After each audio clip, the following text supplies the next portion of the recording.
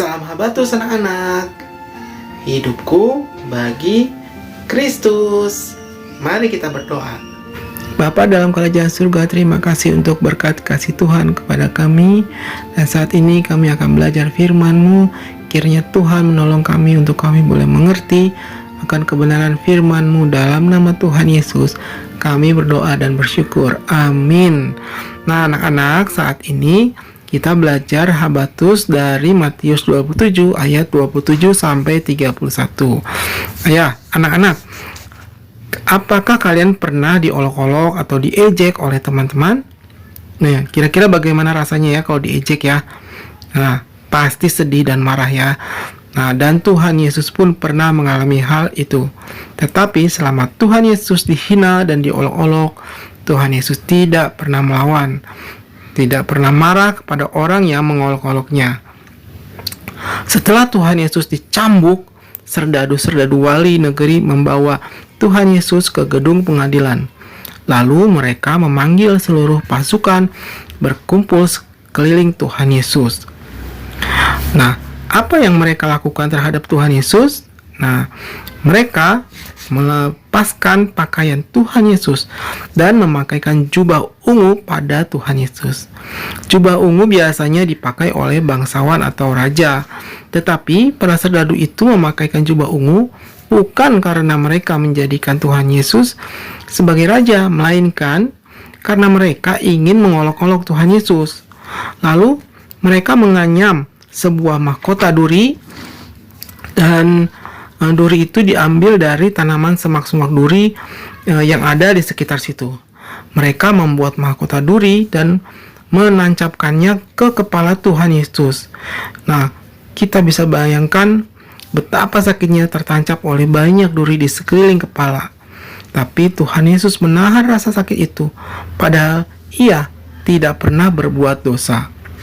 Para serdadu itu memberikan sebatang kayu di tangan kanannya. Kayu itu diibaratkan sebagai tongkat raja. Jadi mereka terus mengolok-olok Tuhan Yesus dengan memberikan jubah ungu, mahkota duri, dan tongkat kayu di tangannya. Lalu mereka berpura-pura menyembah Tuhan Yesus dengan berlutut dan sambil berkata, "Salam, hai Raja orang Yahudi." Lalu mereka menganiaya dan mengambil kayu itu dan memukulkannya ke kepala Tuhan Yesus. Nah, mari kita baca ayat 29. Mereka menganyam sebuah mahkota duri dan menaruhnya di atas kepalanya, lalu memberikan dia sebatang buluh di tangan kanannya. Kemudian mereka berlutut di hadapannya dan mengolok-olokkan dia. Katanya, "Salam, hai Raja orang Yahudi." Sesudah mengolok-olok Tuhan Yesus, mereka melepaskan lagi jubah ungu itu dan memakaikan kembali pakaian Tuhan Yesus. Adik-adik, tubuh Tuhan Yesus saat itu terluka parah karena dicambuk. Kamu bisa bayangkan ketika para serdadu itu melepaskan dan memakaikan kembali pakaiannya, pasti sangat menyakitkan. Kemudian mereka membawa Tuhan Yesus keluar untuk disalibkan.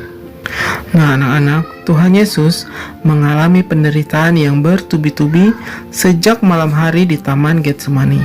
Sampai siang hari tidak henti-hentinya Tuhan Yesus disiksa dan dianiaya. Kalau Tuhan Yesus tidak mengasihi kamu dan saya, tidak mungkin Tuhan Yesus mau menanggung penderitaan sebesar itu untuk menyelamatkan kita. Darahnya sudah banyak tercurah, namun penderitaannya belum berakhir. Masih ada kesakitan yang Tuhan Yesus alami di Bukit Golgota. Nah anak-anak, mari kita mengingat betapa besar kasih Tuhan Yesus kepada kita. Kita tidak bisa membalas kasih-Nya, tetapi kamu dan saya bisa menghargai pengorbanannya dengan cara hidup menyenangkan hati-Nya. Tuhan Yesus ingin kita percaya kepadanya dan meneladani hidupnya yang rela menderita bagi kamu dan saya. Nah, untuk anak-anak yang belum percaya Tuhan Yesus, maukah kamu memiliki Allah yang rela berkorban, yang penuh belas kasih? Yohanes 14 ayat 6. Kata Yesus kepadanya, "Akulah jalan dan kebenaran dan hidup. Tidak ada seorang pun yang datang kepada Bapa kalau tidak melalui aku." Mari kita berdoa. Bapa di dalam kerajaan surga, terima kasih untuk firman-Mu hari ini. Tuhan Yesus, terima kasih untuk pengorbanan Tuhan Yesus, sehingga kami yang tidak layak Engkau layakkan. Bapa di dalam kerajaan surga, berikan kami kekuatan dan kemampuan untuk melakukan kehendak Tuhan Yesus di dalam kehidupan kami, sehingga kami selalu menyenangkan hati Tuhan. Dalam nama Tuhan Yesus kami berdoa dan bersyukur. Amin. Selamat mempersiapkan diri untuk memperingati Jumat Agung dan merayakan Paskah. Sampai jumpa anak-anak. Tuhan Yesus memberkati. Kabar